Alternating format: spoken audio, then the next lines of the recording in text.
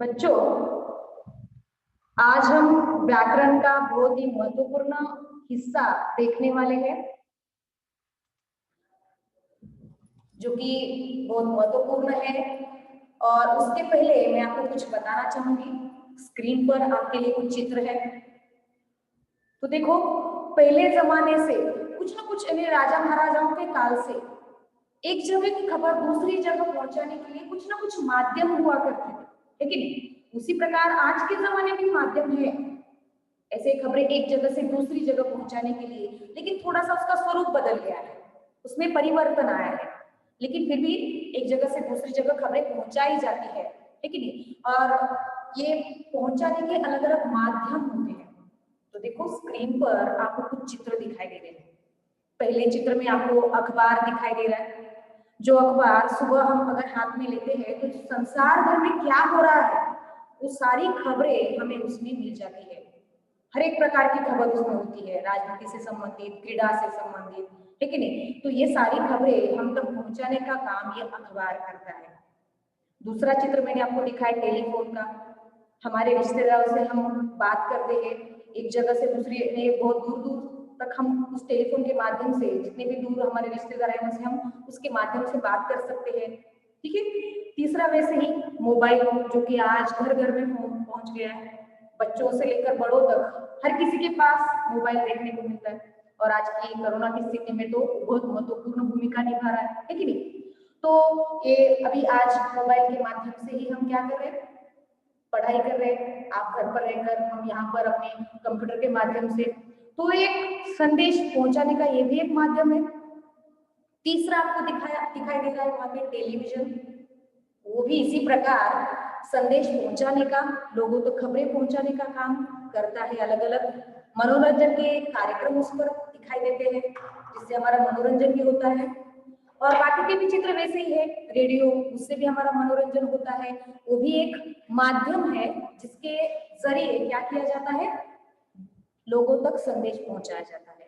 तो मैंने ये चित्र आपको क्यों दिखाया, उसके पीछे एक कारण है। क्योंकि मैं आज जो आपको एक व्याकरण का जो हिस्सा पढ़ाने वाली हूँ, वो भी एक ऐसा माध्यम है जिसके जरिए क्या होता है, लोगों तक संदेश पहुंचाया जाता है। जो कुछ भी आपको बताना है वो लोगों तक पहुंचाने का काम करता है। तो क्या है, आज हमें देखना है। तो देखो, तो यहाँ पर आपको स्क्रीन पर दिखाई दे रहा है कि संवाद के दो प्रकार होते हैं। संवाद मतलब पता है, अभी मैं आपके साथ संवाद कर रही हूँ, आपसे बात कर रही हूँ, बातचीत, उसको संवाद कहते हैं। और इस संवाद के दो प्रकार होते हैं, लिखित संवाद या लिखित रूप से, और मौखिक संवाद। अभी लिखित संवाद कैसे, लिखकर हमारे मन की जो बातें लिखी जाती है, जैसे कि अभी पत्र लिखते हैं आप, ठीक है नहीं? तो वो लिखित स्वरूप का संवाद है, जो अपने मन की बातें हो वहां पर लिख डालते हो और वो दूसरी जगह पहुंचती है जिसको आप पहुंचाना चाहते हैं। तो लिखित संवाद। और मौखिक मतलब अभी जो मैं आपके साथ कर रही हूँ उसे कहा जाता है मौखिक संवाद, ठीक है। तो देखेंगे हम लिखित संवाद में कौन से साधन है या क्या क्या आता है, ठीक है। तो देखो, टेलीग्राम, पत्र, पहले जमाने में किसी प्रकार कबूतर के माध्यम से पत्र पहुंचाने का काम किया जाता था। आपने बहुत बार फिल्मों में भी देखा होगा, है कि नहीं? गाने भी है बहुत सारे उस पर। उसी प्रकार ये राज मुद्रा उस पर लगी हुई है, वो है राजा महाराजाओं के काल में इसी प्रकार संदेश पहुंचाने के लिए व्यक्ति रखा जाता था। और उस राज्य की मुद्रा उस पर लगाकर उस व्यक्ति के हाथ में वो संदेश दिया जाता था। और वो व्यक्ति दूसरी जगह जहां पर भी उसे वो संदेश पहुंचाना है वहां पर वो पहुंचाता था। देखो, यानी संदेश या जो भी खबरें है एक जगह से दूसरी जगह पहुंचाने का काम उस जमाने में भी होता था, लेकिन थोड़ा स्वरूप क्या था, अलग था। और ये तीनों भी माध्यम जो है वो लिखित स्वरूप के माध्यम, यानी जो संवाद या जो भी कहना है हमें वो लिखित रूप से पहुंचाने के साधन है। और यही हमें आज देखना है, पत्र लेखन, जो यहाँ पर आपको स्क्रीन पर दिखाई दे रहा है। पत्र लेखन लिखित संवाद का एक माध्यम है, और जो आज भी हम देखते हैं, जिसके माध्यम से आज कार्यालय में व्यवहार किए जाते हैं। साथ ही आज उतना है मोबाइल की वजह से, बाकी की जो साधन आ गए हैं उनकी वजह से उसका महत्व कम हो गया है, लेकिन फिर भी आज कार्यालयीन कामकाज पत्र लेखन के माध्यम से ही किया जाता है। तो ये एक महत्वपूर्ण माध्यम है। ठीक है, तो अभी पत्र के प्रकार में देखते हैं।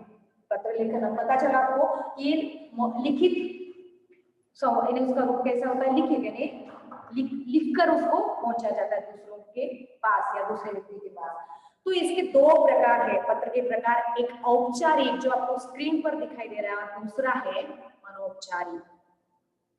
औपचारिक पत्र, अनौपचारिक पत्र, सिर्फ दो प्रकार के पत्र के। औपचारिक क्या यानी औपचारिक पत्र यानी क्या, तो जो जिनसे हम परिचित नहीं है, या समझो कार्यालयीन व्यवहार, जैसे कि हमारे पाठशाला के ऑफिस में जिस पत्र व्यवहार का वहां पर प्रयोग किया जाता है वो होता है औपचारिक पत्र। समझो आपको प्रधानाचार्य को पत्र लिखना है, अपनी कक्षा अध्यापक को पत्र लिखना है, वो आता है औपचारिक पत्र में। और अनौपचारिक पत्र मतलब अपने रिश्तेदारों को जो आप पत्र लिखते हो, जिनसे आप परिचित हो, उनको लिखा जाने वाला पत्र वो कहलाता है अनौपचारिक पत्र।